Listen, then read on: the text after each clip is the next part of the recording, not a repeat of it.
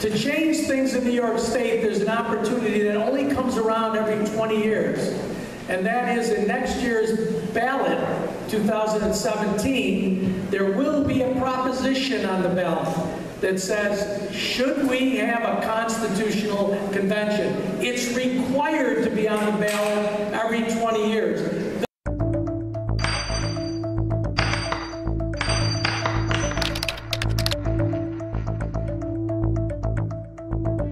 Now, state government is a very difficult government to deal with, especially for people in upstate New York. Excuse me. Shh. I can't yell any louder. Especially for people in upstate New York, the philosophy of New York City and downstate is so foreign to the roots we have in upstate New York and central New York.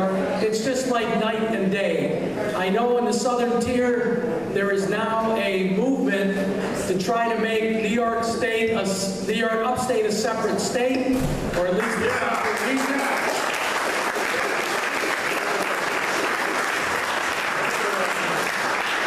When I got into office 23 years ago, there was a bill supported by Senator Randy Kuhl, and Randy Kuhl's bill was introduced every year.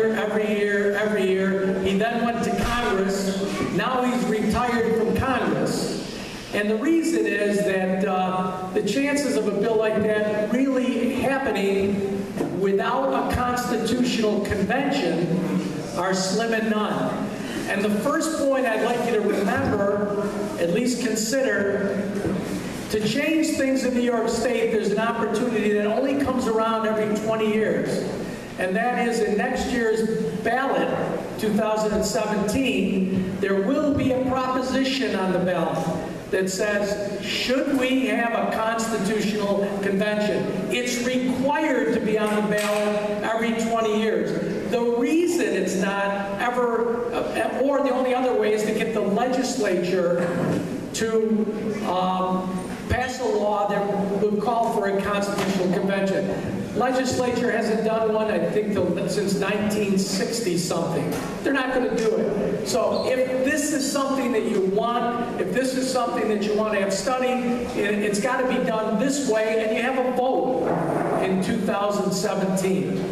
Now, I'd like to give you both sides, and then I'll go on to the next point. I used to sit next to, for years, a great senator named John Markey. He was actually a staffer on the last Constitutional Convention. And what happened at that time is that people get elected to the Constitutional Convention as a delegate. You petition, just like if you're running for office, you get elected as a delegate. And what happened in the last one is that many of the delegates were staff members that were elected, were staff members of legislators, assembly people, senators. There were even some assembly and senators that were actually part of the commission. And they heard all the complaints, all the stuff that people wanted to change. And what happened was they put them all on the ballot in one proposition. So there was always something among this long constitutional amendment that people hated.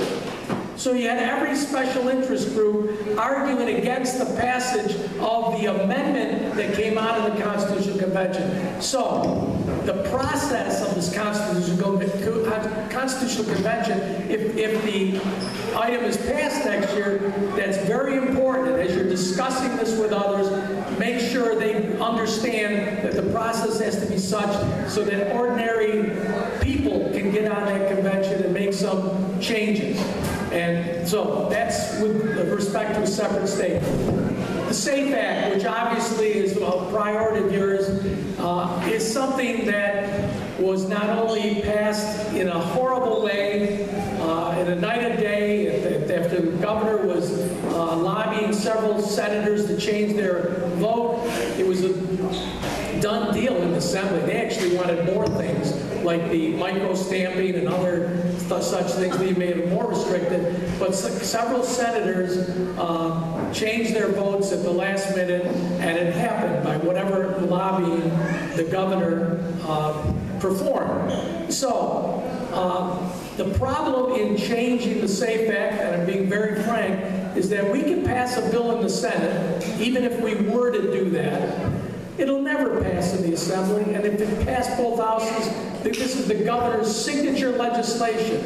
He think now that his attorney, one of the attorneys in his office, got shot in the head, now he's thinking about other reforms of the gun laws.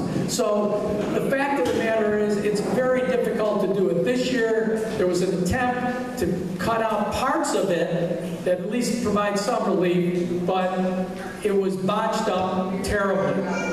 Now, the only way, in my judgment, that there's going to be a serious change, if it's not done by the court, it's going to be by a new, like John Katko just said, a gubernatorial election where you get somebody that understands about gun laws and about the Constitution and the like, because he is not going to change his mind. He thinks he's a hero for this particular piece of legislation.